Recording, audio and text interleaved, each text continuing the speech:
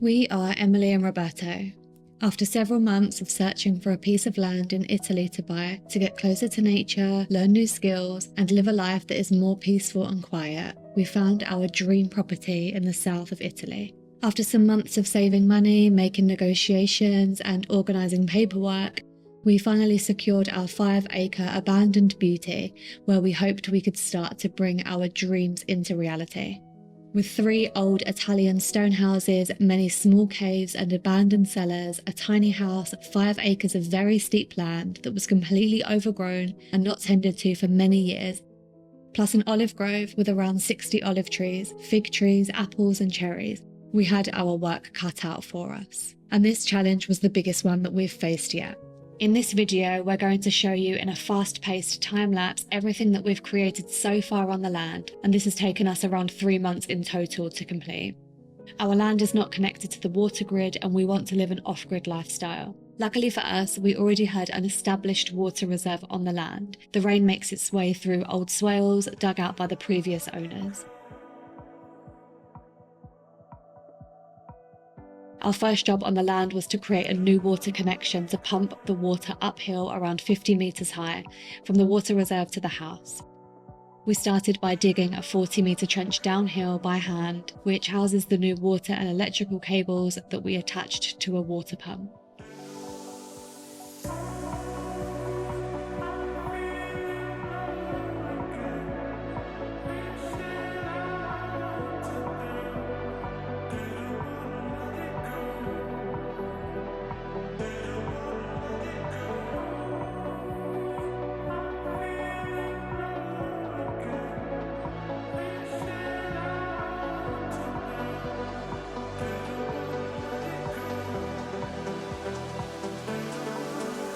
With many walks up and down the land, lots of testing, lots of mistakes, old drainage problems, and finding lots of solutions, we finally completed this project.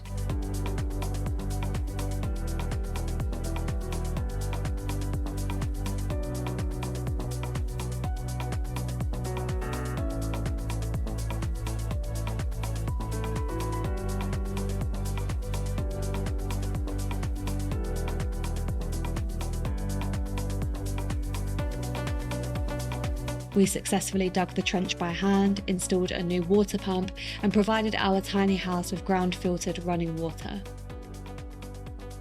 Next, we installed 2 irrigation points on the land.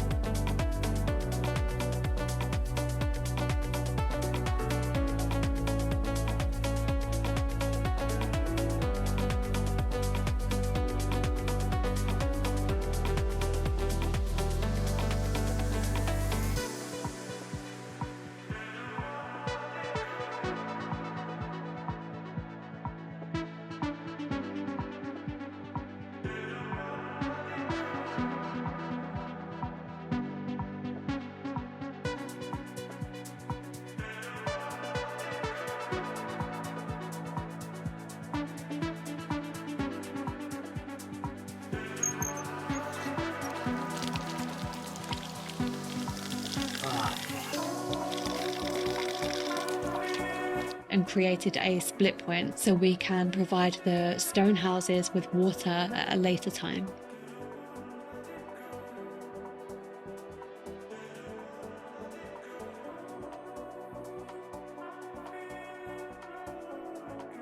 This task was one that was highly challenging for us, being new to the land and new to this kind of work.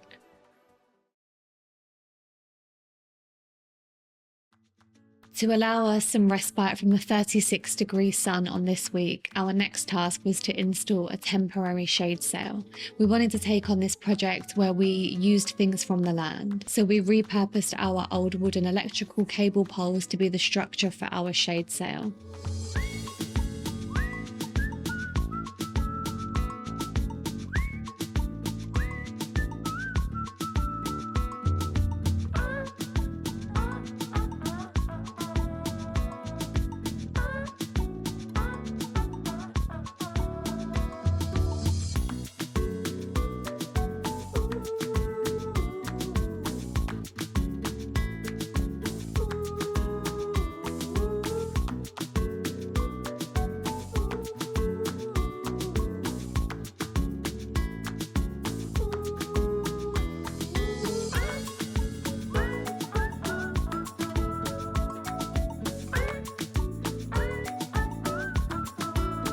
Adding some solar lights for decoration and for some lighting in the evening, this job was a really nice and calming job to do. Finding and sourcing things on the land that we can reuse really gives us a good feeling. Next, we turned our attention towards the area where 2 of our 3 stone houses are. This area was hugely overgrown and in need of some serious attention. We also wanted to start our first compost and had purchased a wood chipper to help us to chip down trees and foliage to help us with the compost. The land clearing began in this small area. Slowly we reclaimed this patch of land, chopping down invasive species and foliage that had taken over the side of the ruins, and step by step we created a no-turn compost heap. In a recent video we share an update of the compost 7 months later.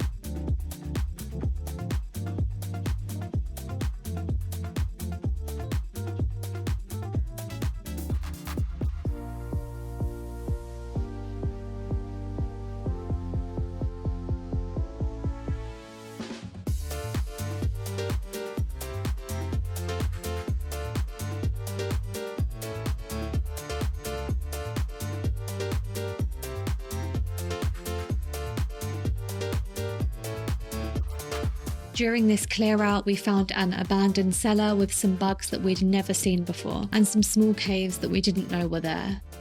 You can watch the full video linked in the description below.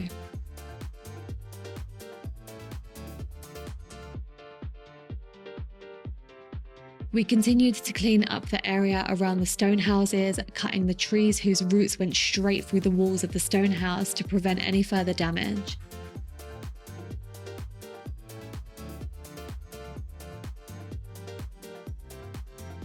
We chipped all of the trees that we cut and we left them on the floor to decompose, hopefully adding some nutrition and some much needed mulch to the dry ground.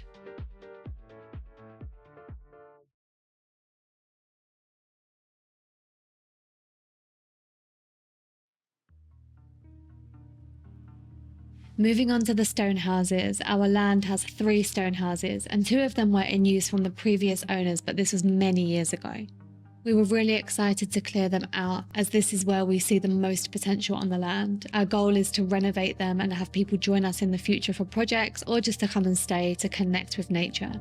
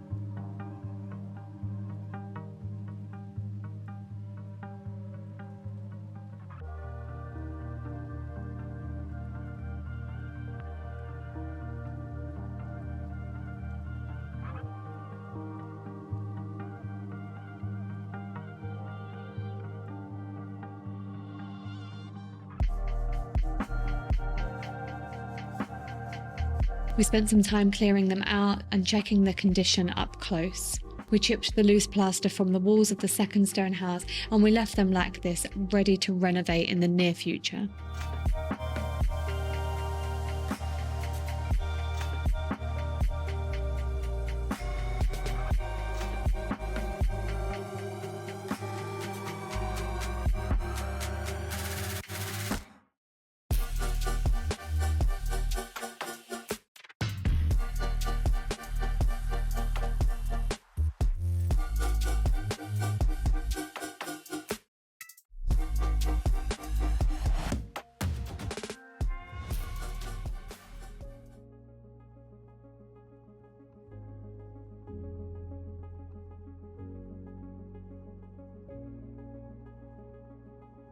Our next project started up at our tiny house. The house has been unlived in for many years and the foliage behind the house had taken over.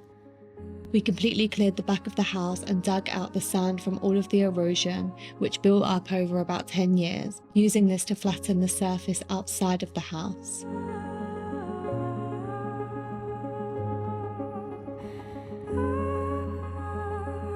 We started to dig under the soil next to the house where we found many tiles, roof tiles and bricks all laid under the soil. We dug out as many as we could from the soil and used more of the sand from the back of the house to flatten this area out too.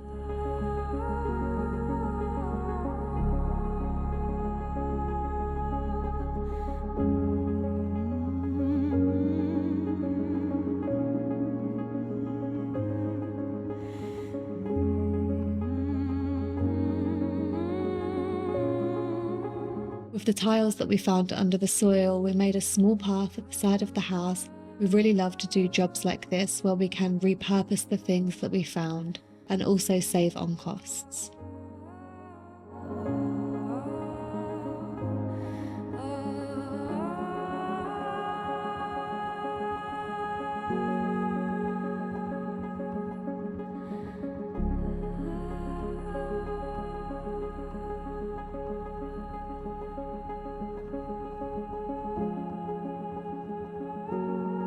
We raked the walls on the back of the house to try to get ahead of any further erosion.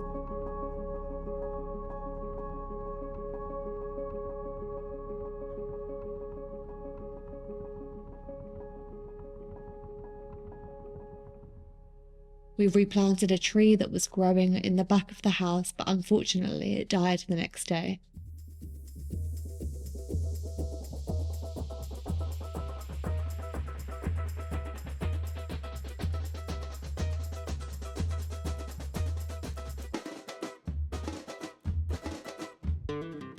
With our newly flattened surface at the front of the house, we attempted to make this area more fertile for the coming months.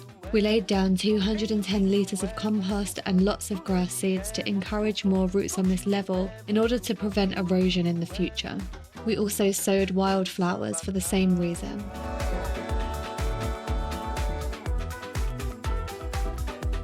The next day, however, most of the seeds had been eaten. You can catch the full experience in our episode linked below. We went home for Switzerland for the next season to save money and continue working our jobs. When we returned full-time, the next big job was to make the tiny house livable once again. The fireplace did not function anymore, and there is no other heat source in the house. Over the winter months, it's actually warmer to be outdoor than indoor. Our first task was to remove the existing fireplace, which was essentially a chimney built with bricks, so you can imagine the amount of soot on the inside. Robbie took on this job with the kind help of his father.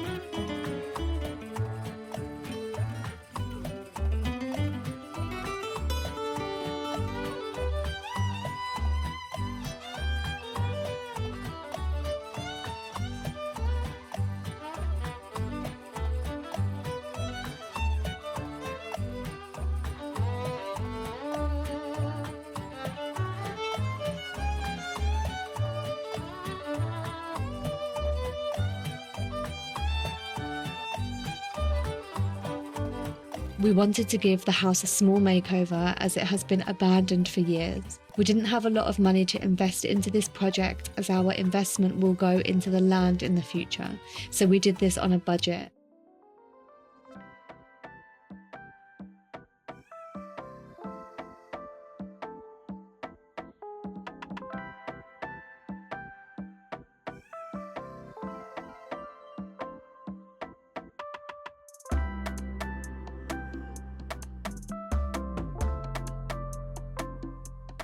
We bought a second-hand fireplace for 250 Swiss francs and drove this to Italy. Next was to install a proper chimney, and we ordered this new.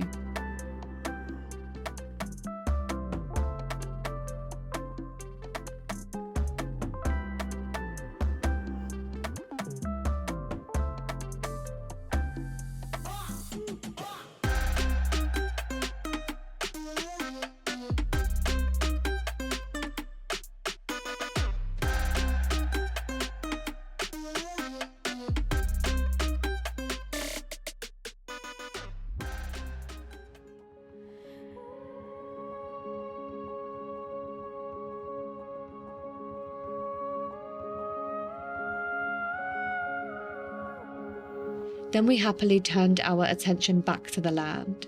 It was spring and time to prune our olive grove. We have around 60 olive trees on the land, all in different areas.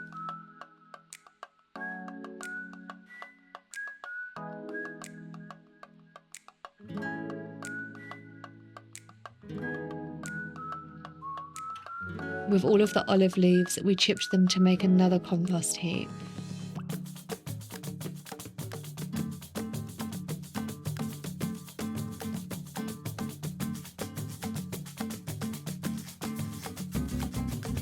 Sentado na roda de samba, fico parado, a perna já bamba. Vem sambar, você duvidava. Fico sentado na roda de samba, fico parado, a perna já bamba. Vem sambar, mas eu não quis querer, nem quero mais voltar pra mim. Foi tentando dizer não, fui vivendo sim, e então cheguei ali, você duvidava. Não sei mais quem é quem, disseram que é mais fácil assim.